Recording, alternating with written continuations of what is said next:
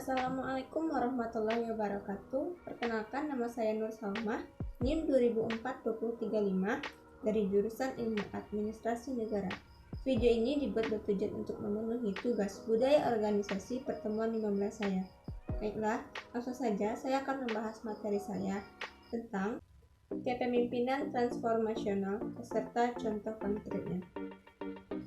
Kepemimpinan transformasional. Kepemimpinan transformasional adalah konsep yang menggambarkan bagaimana beberapa individu dapat memiliki dampak tertentu, sehingga mereka mampu mengubah organisasi dan mempengaruhi budaya organisasi tersebut. Gaya kepemimpinan ini dapat menginspirasi perubahan positif pada mereka yang mengikutinya. Umumnya, para pemimpin dengan gaya kepemimpinan transformasional merupakan orang yang energik, antusias, dan bersemangat. Para pemimpin tidak hanya peduli dan terlibat dalam proses, mereka juga berfokus untuk membantu anggota kelompok untuk berhasil. Konsep kepemimpinan transformasional pada awalnya dikenalkan oleh pakar kepemimpinan dan penulis biografi Presiden James McGregor Burns pada tahun 1978. Burns memaparkan bahwa kepemimpinan transformasional adalah kondisi ketika pemimpin dapat meningkatkan motivasi anggota kelompok agar mampu mencapai tujuan yang lebih baik. Selanjutnya, karakteristik pemimpin yang transformasional menurut Burns. Yang pertama, memiliki kekuatan visi dan kepribadian. Yang kedua, mampu menanamkan motivasi untuk bekerja menuju tujuan bersama. Yang ketiga, mampu menginspirasi anggota kelompok.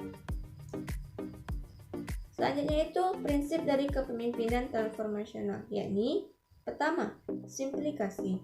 Artinya seorang pemimpin harus dapat mengungkapkan visinya secara jelas, praktis, dan transformasional sebagai arah pergerakan organisasi. Yang kedua, motivasi. Adalah sebuah kemampuan untuk mendapatkan komitmen semua orang yang terlibat terhadap visi. Ketika seorang pemimpin menciptakan sebuah sinergi dalam organisasi, seharusnya ia juga dapat mengoptimalkan dan memotivasi setiap pengikutnya. Sebagai contoh, seperti memberikan peluang bagi pengikut untuk kreativitas. Yang ketiga, fasilitasi. Secara efektif, memfasilitasi pembelajaran yang terjadi dalam organisasi secara kelembagaan, kelompok, maupun individual. Hal ini akan berdampak pada bertambahnya modal intelektual setiap pengikutnya. Yang keempat, mobilisasi. Artinya, pemimpin menggerakkan sumber daya yang ada untuk melengkapi dan memperkuat setiap orang yang terlibat dalam mencapai suatu visi.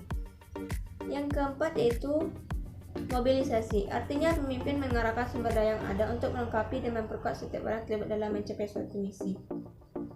Yang kelima, siaga-siaga, yaitu kemampuan untuk selalu belajar tentang diri mereka dan terbuka terhadap perubahan dengan paradigma yang positif. Yang keenam, tekad. Tekad merupakan seorang pemimpin untuk menyelesaikan hingga tuntas dan juga didukung oleh pengembangan disiplin, spiritualis, emosi, dan sifat komitmen. Contoh konkret kepemimpinan transformasi, di sini saya mengambil Dr. Haji Muhammad Ridwan Kamil, STMUY. Ridwan Kamil atau kerap disapa Kang Emil lahir di Bandung, Jawa Barat pada tanggal 4 Oktober 1971. Menjabat sebagai Wali Kota Bandung sejak 28 Juni 2013. Ia dicalonkan oleh Partai Keadilan Sejahtera dan Partai Gerindra sebagai Wali Kota Bandung dengan didampingi oleh Oded Muhammad dan Nia sebagai calon Wakil Wali Kota. Ridwan Kamil merupakan salah satu contoh pemimpin yang masuk dalam kepemimpinan transformasional karena beliau adalah individu yang inovatif dan bisa merangsang serta menginspirasikan pengikutnya, baik untuk mencapai sesuatu yang tidak biasa dan dalam prosesnya mengembangkan kapasitas kepemimpinan sendiri. Beliau pun memberdayakan para pengikut dengan cara menselaraskan tujuan yang lebih besar, individual pada pengikut, pemimpin, kelompok, dan organisasi. Seperti yang terjadi pada puncak perhelatan acara konferensi Asia Afrika yang ada di Bandung pada hari Jumat 24 April 2016, sejumlah fasilitas umum yang ada di kota Bandung banyak yang rusak.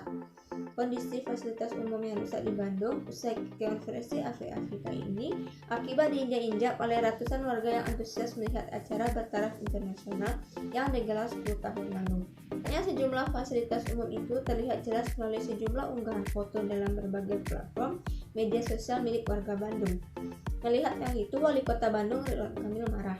Salah satu warga Bandung bernama Fadil Simera ikut mengunggah foto diri ke akun Instagram miliknya yang juga dibagikan ke akun Twitternya saat sedang berpose berdiri di atas kursi taman di kawasan Braga, Bandung.